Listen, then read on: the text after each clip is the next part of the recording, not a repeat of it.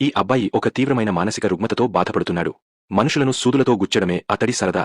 అతడి ధనవంతురాలైన తల్లి అతడికి వైద్యం అందించడానికి ఒక అగ్రశ్రేణి మానసిక వైద్యుడిని నియమిస్తుంది. అబ్బాయి లక్షణాలను గుర్తించిన తర్వాత అతడి నిజమైన మానసిక స్థితిని బయటకు తీయడానికి వైద్యుడు చిన్న మోతాదులో భ్రమలను కలిగించే మందును ఉపయోగించాలని నిర్ణయించుకుంటాడు. కానీ ఆ అబ్బాయి తన నీళ్లలో మందు కలిపారని గమనిస్తాడు. డాక్టర్ ఏదో తీసుకోవడానికి వెనక్కి తిరిగినప్పుడు ఆ అబ్బాయి సమయం చూసి ఆ హాలోసినోజెన్ సీసా మొత్తాన్ని డాక్టర్ గ్లాసులో కుమరిస్తాడు. ఆ తర్వాత ఇద్దరూ తాగుతారు. సీసా ఖాళీగా ఉందనే విషయాన్ని డాక్టర్ గ్రహించేసరికి బాగా ఆలస్యమైపోతుంది. అతడు తక్షణమే తీవ్రమైన భ్రమల్లో మునిగిపోతాడు. అదే సమయంలో ఆ అబ్బాయి కూడా పూర్తిగా పిచ్చి పట్టిన స్థితిలోకి జారుకుంటాడు. అతడు తన 2 చేతులను తనే కోసేసుకుంటాడు. ఆ భయంకరమైన దృశ్యం డాక్టర్ను తీవ్ర దిగ్భ్రాంతికి గురిచేస్తుంది. దాంతో అతడు భయంతో అక్కడి నుండి పారిపోతాడు. ఆ అబ్బాయి శాశ్వతంగా చేతులు లేకుండా మిగిలిపోతాడు. ఆ ధనవంతురాలైన తల్లి ఈ మొత్తానికి డాక్టర్నే నిందిస్తుంది. అతడిని వెతికి పట్టుకోవడానికి ఒక హంతకుడిని నియమిస్తుంది. నా కొడుకు 21వ పుట్టినరోజు కానుకగా ఆ డాక్టర్ తలను ఇవ్వాలనుకుంటున్నాను.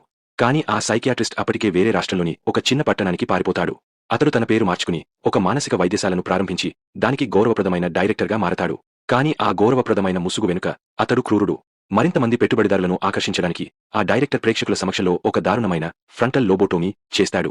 ఫ్రంటల్ లోబ్ను నాశనం చేయడానికి అతడు రోగ కంటిగుడ్డు ద్వారా ఐస్ పిక్ను లోపలికి దింపుతాడు. ఆ రక్తపాత దృశ్యం ఆ గదిలోని ప్రతి ఒక్కరిని వాంతులు చేసుకునేలా చేస్తుంది.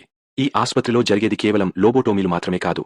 ఇక్కడ జరిగే ప్రతి ఒక్క చికిత్స మానవత్వపు సరిహద్దులను దాటిపోతుంది. హోమోసెక్సువాలిటీని నయం చేయడానికి డైరెక్టర్ ఒక వేడి మరియు చల్లని షాక్ థెరపీని అభివృద్ధి చేశాడు. మొదట రోగిని 120 వేడి నీటిలో బంధిస్తారు. ఆపై రోగ సజీవంగా ఉడికిపోయే క్షణంలో ఉష్ణోగ్రతను వేగంగా 250 వరకు పెంచుతారు. వెంటనే వారిని మంచు గడ్డలతో నిండిన బాటబ్లోకి మారుస్తారు. వేదన భరించలేక కేవలం ప్రాణాలతో బయటపడటం కోసం రోగి తనకు నయమైపోయిందని గట్టిగా అరుస్తారు.